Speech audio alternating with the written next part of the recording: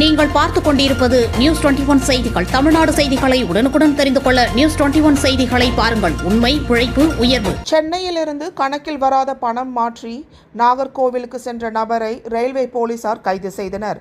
13,77,900 ரூபாய் கைப்பற்றப்பட்டது. நாகர்கோவிலை சேர்ந்தவர் நவநீத கிருஷ்ணன். இவர் கார் வாங்கி விற்கும் தொழில் செய்து வருகிறார். இந்நிலையில் நவநீத கிருஷ்ணன் சென்னையில் கணக்கில் வராத பணத்தை மாற்றிவிட்டு ரூபாய் 13,77,900 பணத்தை ஒரு கருப்பு கலர் பேக்கில் எடுத்துக்கொண்டு திருக்குறள் எக்ஸ்பிரஸ் ரயிலில் சென்னையிலிருந்து நாகர்கோவில் நோக்கி வந்து கொண்டிருந்தார். அப்போது திண்டுக்கல் ரயில்வே காவல்துறையினர் திருச்சி வரை கஞ்சா சோதனை செய்து வந்துள்ளனர். இதில் திருக்குறள் எக்ஸ்பிரஸ் வந்தவுடன் அதில் சோதனை செய்தனர். அப்போது நவநீத கிருஷ்ணன் வைத்திருந்த 13,77,900 ரூபாய் கைப்பற்றப்பட்டது. மேலும் அவரிடம் காவல்துறையினர் விசாரணை நடத்தியதில் முன்னுக்கு பின் முரணாக கூறியுள்ளார். பணத்திற்கு உரிய ஆதாரம் இல்லாமல் இருந்ததும் காவல்துறையிடம் சந்தேகத்தை ஏற்படுத்தியது. சென்னையில் ஒரு நபரிடம் நாகர்கோவிலில் இருந்து கொண்டு சென்ற வெளிநாட்டு கரன்சி பணத்தை மாற்றிவிட்டு நாகர்கோவிலுக்கு வந்து கொண்டிருந்தது தெரியவந்தது. மேலும் வருமான வரித்துறை மதுரை அதிகாரிகளிடம் தகவல் கூறிய நிலையில் வருமான வரித்துறை அதிகாரிகளும் திண்டுக்கல் ரயில்வே காவல் நிலையத்திற்கு வந்து நவநீத கிருஷ்ணனிடம் விசாரணை நடத்தினர். பின்னர் அவரை வருமான வரித்துறையினர் மதுரைக்கு அழைத்து சென்றனர். சிறுமலை ஊராட்சி இரண்டாக பிரிப்பது தொடர்பாக பொதுமக்கள் சார்பில் மாவட்ட ஆட்சியரிடம் மனு அளிக்கப்பட்டது. திண்டுக்கல்லில் உள்ள 306 ஊராட்சிகளில் தற்போது 8 ஊராட்சிகள் மாநகராட்சியுடன் இணைக்கப்பட உள்ளது. அதேபோல் பெரிய ஊராட்சியாக இருக்கும் பகுதிகளை 2 ஊராட்சிகளாக பிரிக்கும் நடவடிக்கைகளும் மேற்கொள்ளப்பட்டு வருகிறது. இந்நிலையில் திண்டுக்கல் மாவட்ட ஆட்சியர் அலுவலகத்தில் சிறுமலை ஊராட்சியை சேர்ந்த பொதுமக்கள் 20க்கும் மேற்பட்டோர் மாவட்ட ஆட்சியர் அலுவலகத்தில் மனு அளித்தனர். அதில் சிறுமலை ஊராட்சி சிறுமலை என்றும் தென்மலை ஊராட்சி என இரண்டாக பிரிப்பது சம்பந்தமாக செய்தி வெளியானது. எங்களுக்கு சிறுமலை ஊராட்சி இரண்டாக பிரிப்பது தொடர்பாக சில ஆட்சேபனை உள்ளது. சிறுமலை ஊராட்சியை பிரித்து சிறுமலை என்றும் மற்றொன்று தென்மலை என்பதற்கு பதிலாக சிறுமலை புதூர் ஊராட்சி என்று அறிவிக்க வேண்டும். சிறுமலை புதூர் என்ற கிராமம் சுமார் 200 வருடங்களுக்கு முன்பாக தோன்றியது. இங்கு சுமார் 1500க்கும் மேற்பட்ட வாக்காளர்கள் உள்ளனர். தென்மலையில் 500க்கும் குறைவாக தான் உள்ளனர். சிறுமலை புதூர் வரையில் தான் மாநில சாலை உள்ளது. அதற்கு அடுத்ததாக வனசாலை வழியாக தான் தென்மலை செல்ல முடியும். சிறுமலை புதூருக்கு 2 தனியார் பேருந்தும் 2 அரசு பேருந்தும் செல்கிறது. ஆனால் தென்மலைக்கு அரசு பேருந்து மட்டுமே செல்கிறது. சிறுமலை புதூரில் இணையதள வசதி உள்ளது. தென்மலையில் அலைபேசி வசதியே இல்லை. தற்போது அரசுக்கு சொந்தமான கட்டிடம் சிறுமலை புதூர் கிராமத்தில் உள்ளது. ஆகையால் புதிய பஞ்சாயத்து அலுவலகம் கட்டுவதற்கான தேவை இல்லை என தெரிவித்துள்ளனர். திண்டுக்கல் கிழக்கு வட்டம் சிறுமலை கிராமத்திலேருந்து வந்திருக்காங்க. இன்றைக்கி பார்த்திங்கன்னா சிறுமலை பஞ்சாயத்தை 2ஆக பிரிக்கிறது சம்மந்தமாக ஏற்கனவே ப்ராசஸ் சொல்லியிருக்காங்க. அது சம்மந்தமாக இன்றைக்கி நாங்கள் மனு கொடுத்துருக்கோம். எங்களுக்கு பஞ்சாயத்தை பிரிக்கக்கூடாதுங்கிறது ஒரு இது இருக்குது. அப்படி பிரித்தாலும் தென்மலையை தலைமையிடமாக வச்சு பிரிக்கணுங்கிற மாதிரி அவங்க ஒரு இதை கொடுத்துருக்காங்க. அது அரசியல் சம்மந்தப்பட்ட ஒரு இது மாதிரி போகிற மாதிரி இருக்குது.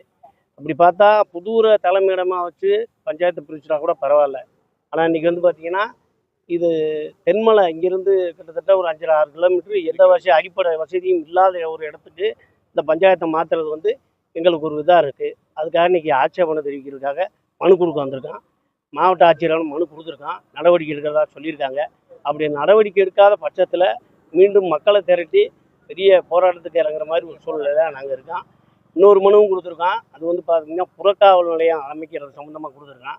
அது பார்த்திங்கன்னா இன்றைக்கி சிறுமலை நிறையா நல்ல வளர்ச்சி அடைஞ்சிக்கிட்டு இருக்குது. இந்த வளர்ச்சி அடைஞ்சிக்கிட்டு இருக்க சூழ்நிலையில் கீழேருந்து சுற்றுலா சுற்றி பார்க்கறதுக்கு வர்றவங்க நிறையா மது அருந்தியும் பெண்களை கூட்டிகிட்டு ரொம்ப அசிங்கமாக ரோட்டில் பார்த்திங்கன்னா சாலைகளில் வளைவுகளில் ரொம்ப மோசமாக நடந்துக்கிட்டு இருக்குது. அதையும் தடுக்கணுங்கிற விஷயமா ஒரு புறக்காவல் நிலையம் அமைக்கணும்னு அதுக்கும் மனு கொடுத்துருக்கான். ரெண்டையுமே நடவடிக்கை எடுக்கிறதா சொல்லியிருக்காங்க. சுருளி அருவியில் குறைந்த நீர்வரத்து. சுருளி அருவியில் நீர்வரத்து குறைந்து காணப்பட்டதால் சுற்றுலா பயணிகள் ஏமாற்றம் அடைந்தனர். தேனி மாவட்டம் கம்பம் அருகே உள்ள மேற்கு தொடர்ச்சி மலைப்பகுதிகளில் சுருளி அருவி உள்ளது. இந்த மலையில் உள்ள மேகமலை, மகாராஜா மெட்டு, ஹைவேவிஸ், தூவானம் போன்ற அடர்ந்த வனப்பகுதிகளில் பெய்யும் மழை நீரே சுருளி மலையில் அருவியாக கொட்டுகிறது. இந்த அருவி ஆன்மீகம் சுற்றுலா தலமாகவும் விளங்குகிறது. ஆண்டு முழுவதும் இந்த அருவியில் நீர்வரத்து இருப்பதால் தமிழகம் உட்பட பிற மாநிலங்களிலிருந்து திரளான சுற்றுலா பயணிகள் இங்கு வந்து நீராடுவது வழக்கம். இந்த நிலையில் கடந்த சில ஆண்டுகளாக பருவநிலை மாற்றத்தால் இந்த பகுதிகளில் மழை பொழிவு குறைந்து வருகிறது. இதனால் அருவிக்கு வரும் நீர்வரத்தும் படிப்படியாக குறைந்து வந்தது. நிகழ்வாண்டில் மழை பொழிவு சீராக இல்லாததால் அருவிக்கு வரும் நீர்வரத்து குறைந்துள்ளது. இதனால் இங்கு வந்த சுற்றுலா பயணிகள் குளிக்க முடியாமல் ஏமாற்றத்துடன் திரும்பி சென்றனர். நியூஸ் 21 செய்திகளுக்காக தேனி மாவட்டத்திலிருந்து விஜயகுமார். ஜல்லிக்கட்டு போட்டியில் உள்ளூர் காளைகளுக்கு அதிக அளவில் அனுமதி வழங்கவும் கமிட்டி சார்பில் காளை உரிமையாளர்களிடம் பணம் பெறுவதை தடுக்க கோரி திண்டுக்கல் ஆட்சியரிடம் மனு அளித்தனர். திண்டுக்கல் மாவட்ட ஆட்சியர் அலுவலகத்தில் ஜல்லிக்கட்டு காளைகள் வளர்க்கும் உரிமையாளர்கள் சங்கம் சார்பில் பிரபாகரன் மற்றும் வழக்கறிஞர் வேல்முருகன் உள்ளிட்ட மாட்டின் உரிமையாளர்கள் உள்ளூர் ஜல்லிக்கட்டு போட்டியில் அதிக அளவில் உள்ளூர் காளைகள் பங்கு பெற வேண்டும் என்பது உட்பட பல்வேறு கோரிக்கைகளை வலியுறுத்தி மனு அளித்தனர். அந்த மனுவில் திண்டுக்கல் மாவட்டத்தில் நடைபெற்று கொண்டிருக்கும் ஜல்லிக்கட்டு போட்டிகளில் வெளி மாவட்டத்தை சேர்ந்த காளைகள் அதிகம் பங்கேற்கின்றன. இதனால் திண்டுக்கல் விவசாயிகளின் காளைகள் பங்கேற்க முடியாத நிலை உள்ளது.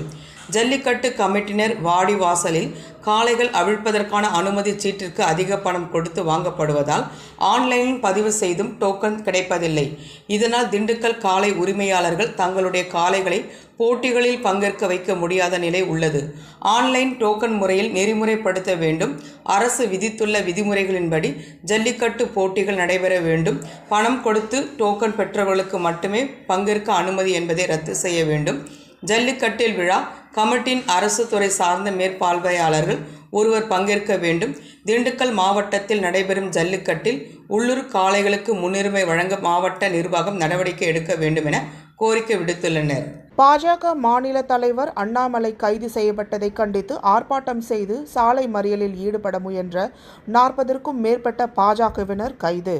நாமக்கல் மாவட்டம் ராசிபுரம் புதிய பேருந்து நிலையம் அருகே பாஜக மாநில தலைவர் அண்ணாமலை கைது செய்யப்பட்டதை கண்டித்து பாரதிய ஜனதா கட்சியின் மாவட்ட செயலாளர் தமிழரசு, மத்திய அரசு நலத்திட்ட பிரிவு மாநில துணைத் தலைவர் லோகேந்திரன், கட்சி நிர்வாகிகள் என 40க்கும் மேற்பட்டோர் கலந்து கொண்டு பாஜக மாநில தலைவர் அண்ணாமலையை விடுதலை செய்ய கோரியும் ஊழலுக்கு துணை போன ஸ்டாலினை கைது செய் என கோஷமிட்டதோடு சாலை மறியலில் ஈடுபட்டனர்.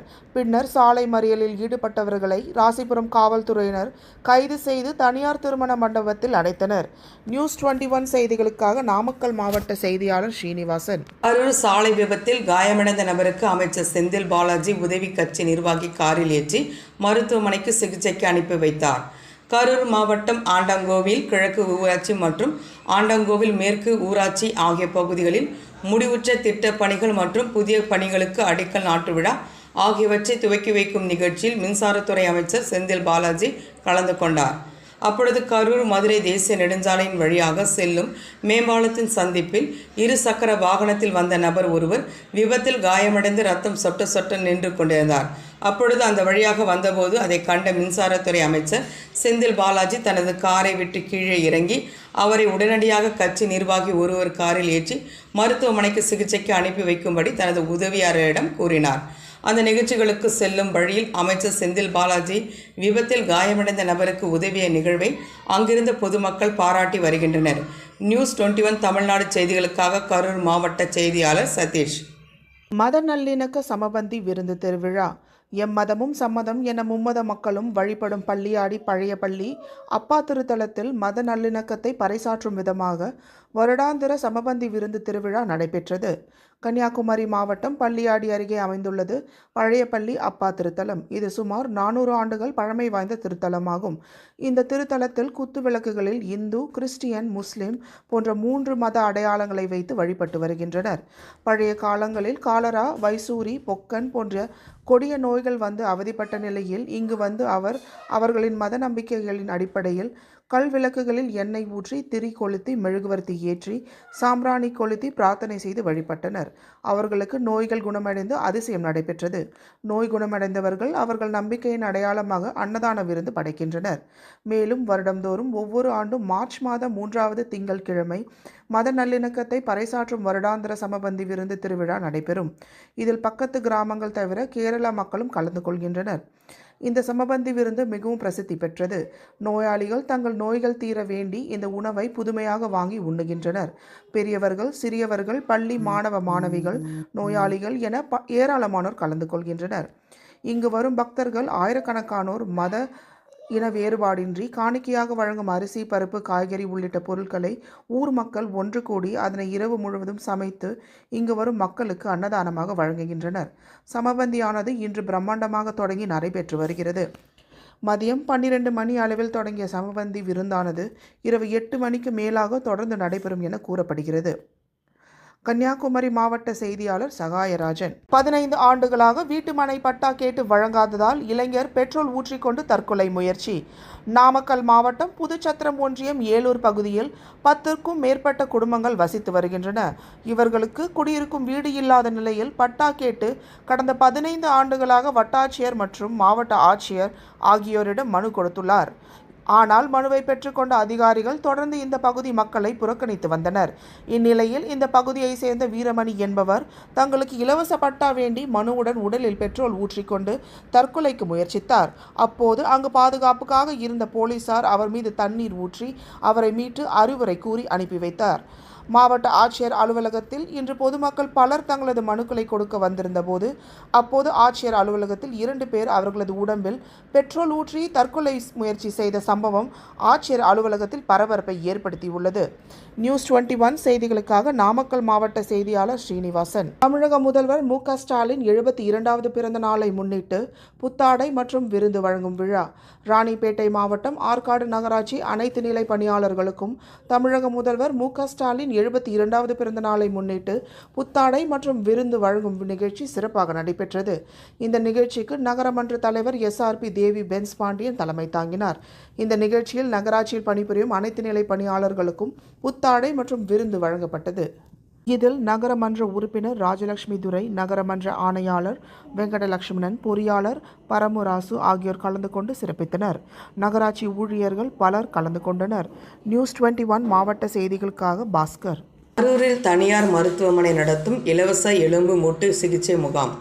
கரூர் மாவட்டம் தாந்தோணி மலையில் பகுதியில் அமைந்துள்ள தனியார் மருத்துவமனையில் இலவச எலும்பு மூட்டு சிகிச்சை மருத்துவ முகாம் நடைபெற்றது. இம்முகாமில் மருத்துவர் மெய்யன்புராஜ், எலும்பு மூட்டு மற்றும் முதுகு தண்டுவட சிறப்பு அறுவை சிகிச்சை நிபுணர் பொதுமக்களுக்கு எலும்பு மூட்டு மற்றும் முதுகு தண்டுவட குறித்து பல்வேறு ஆலோசனைகளையும் பரிசோதனைகளையும் மேற்கொண்டார். மேலும் இம்முகாமில் 200க்கும் மேற்பட்ட பொதுமக்களுக்கு இலவச சிகிச்சை அளித்தார். முகாமில் எலும்பு அடர்த்தியை கண்டறியவும் 4500 மதிப்புள்ள BMD பரிசோதனை செய்யப்பட்டன. இதில் கழுத்து வலி, தோள்பட்டை வலி, இடுப்பு வலி, முட்டு வலி, தண்டுவடம் மற்றும் எலும்பு சார்ந்த அனைத்து பிரச்சனைகளுக்கும் இலவச மருந்து ஆலோசனைகள் வழங்கப்பட்டன. மேலும் முகாமில் அனைத்து எக்ஸ்ரே, MRI மற்றும் CT ஸ்கேன்களுக்கு 50% கட்டண சலுகை அளிக்கப்பட்டன. அறுவை சிகிச்சை தேவைப்படுபவர்களுக்கு கட்டண சலுகைகள் முகாமில் பங்கு பெற்ற அனைவருக்கும் வழங்கப்பட்டன. நியூஸ் 21 தமிழ்நாடு செய்திகளுக்காக கரூர் மாவட்ட செய்தியாளர் சதீஷ். தென்காசி மாவட்டம் பாவூர் சத்திரம் சுசீலா மருத்துவமனையில் இலவச காது, மூக்கு, தொண்டை மற்றும் செவித்திறன் பரிசோதனை மருத்துவ முகாம் நடைபெற்றது. முகாமில் 100க்கும் மேற்பட்ட பொதுமக்கள் கலந்து கொண்டு பயன்பெற்றனர். முகாமில் காது, மூக்கு, தொண்டை அறுவை சிகிச்சை மருத்துவ நிபுணர் டாக்டர் P. குணவதி பொதுமக்களுக்கு பரிசோதனை செய்தார். மேலும் முகாமில் கலந்து கொண்டவர்களுக்கு ரூபாய் 1000 மதிப்புள்ள செவித்திறன் பரிசோதனைகளை இலவசமாக செவித்திறன் பரிசோதனை நிபுணர் கண்ணன் செய்தார். முகாமில் கலந்து கொண்டவர்களுக்கு மருந்துகளும் இலவசமாக வழங்கப்பட்டது. முகாமிற்கான ஏற்பாடுகளை இன்ஸ்டால் ஹியரிங் சொல்யூஷன்ஸ் நிறுவனத்தின் சார்பில் மேலாளர் அருள்குமார் செய்திருந்தார். நியூஸ் 21 செய்திகளுக்காக தென்காசி மாவட்ட செய்தியாளர் கோதர்ஷா. கரூர் குளித்தலை சட்டமன்ற தொகுதியில் 4.97 கோடி மதிப்பிலான நலத்திட்ட பணிகளுக்கு MLA மாணிக்கம் பூமி பூஜையிட்டு பணிகளை துவக்கி வைத்தார்.